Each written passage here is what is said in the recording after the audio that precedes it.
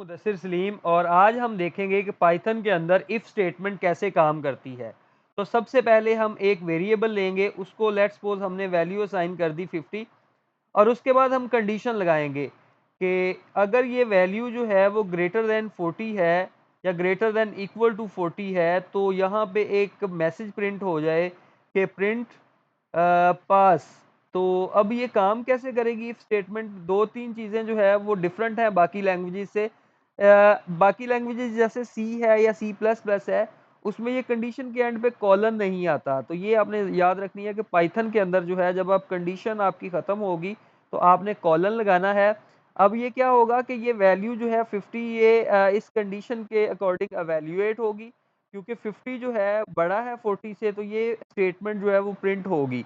अब एक्चुअली एक और चीज़ जो डिफरेंट है बाकी लैंग्वेजेज़ से, अब यहाँ पे ये इंडेंटेशन लेवल है, ये आपने ज़हन में रखना है। अगर आप फॉर एग्ज़ाम्पल इसको सिंपली जो है वो इसके बिल्कुल इक्वल लिखेंगे, इफ के बराबर मतलब सीक्वेंस में लिखेंगे, तो ये एरर आ जाएगा। तो इंडेंटेशन आपने देनी है, तो देन आपका कोड जो है प्रॉपर्ली वर्कआउट करेगा। तो देखते हैं कि ये इफ स्टेटमेंट जो है वो हमें ये पास का मैसेज देती है।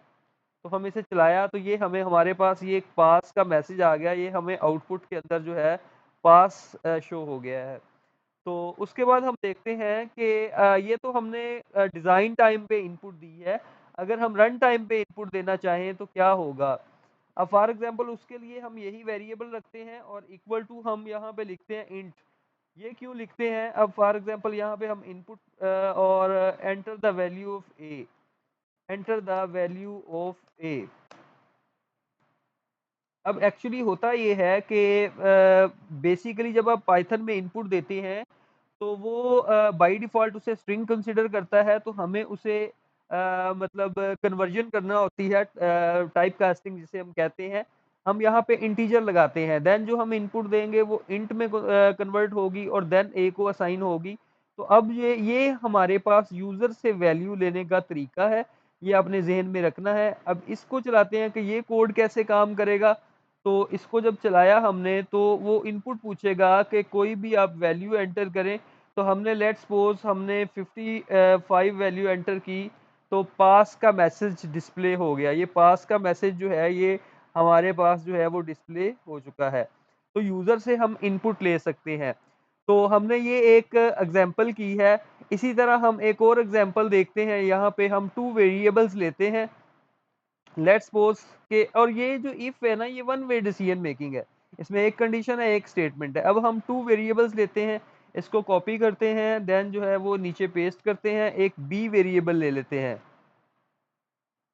और हम यहाँ पे लिखते हैं कि बी और हम कंडीशन लगाते हैं कि लेट्स सपोज जो है A is equal to B हो, तो मैसेज आए कि नंबर्स आर इक्वल,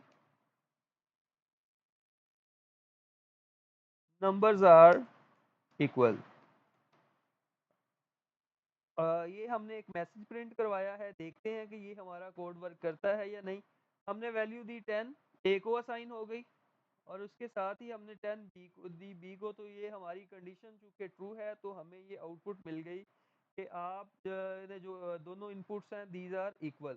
और ये बेसिकली डबल इक्वल लगाना है, ये इक्वालिटी को रिप्रेजेंट करता है यहाँ पे पाइथन के अंदर। और किसी भी लैंग्वेज के अंदर, मोस्टली आपने दूसरी लैंग्वेज के अंदर भी ये कॉन्सेप्ट पढ़ा होगा, अगर सिंगल इक्वल हो तो वो असाइनमेंट को रिप्रेजेंट करता है, डबल इक्वल हो तो वो इक्वालिटी को रिप्रेजेंट करता है। तो उसके बाद हम एक और एग्जांपल देखते हैं। यहाँ पे हमने एक नंबर लिया है, 2 वेरिएबल्स ले लेते हैं, ठीक है। और हम कहते हैं कि जो पहला नंबर है और यहाँ पे हम बी को हम कहते हैं कि 2। हमने ए की वैल्यू लेट्स सपोज हमने 25 एंटर की, ठीक है। और बी की वैल्यू हमने लेट्स सपोज 5 एंटर की। तो 5 का स्क्वायर करेंगे तो 25 ही आएगा, ठीक है। तो हम मैसेज प्रिंट हो के first number is square of second number. तो हम यहाँ पे कहते हैं first number is square of second number. तो इसको चलाते हैं जी। तो ये देखें हमारा कोड हमने ए की वैल्यू जो दी है वो 25 दी है, बी की वैल्यू 5 दी है। तो उसने कहा first number is square of second number. तो ये कैसे वर्क करेगा? ये बेसिकली एक्सपोनेंट के लिए ये ऑपरेटर यूज होता है। अब ए को वैल्यू 5 असाइन हुई, बी को 25 असाइन हुई और बी को वैल्यू जो है वो 5। अब 5 का जब स्क्वायर करेंगे तो वो 25 होगा। 25 इज इक्वल टू 25।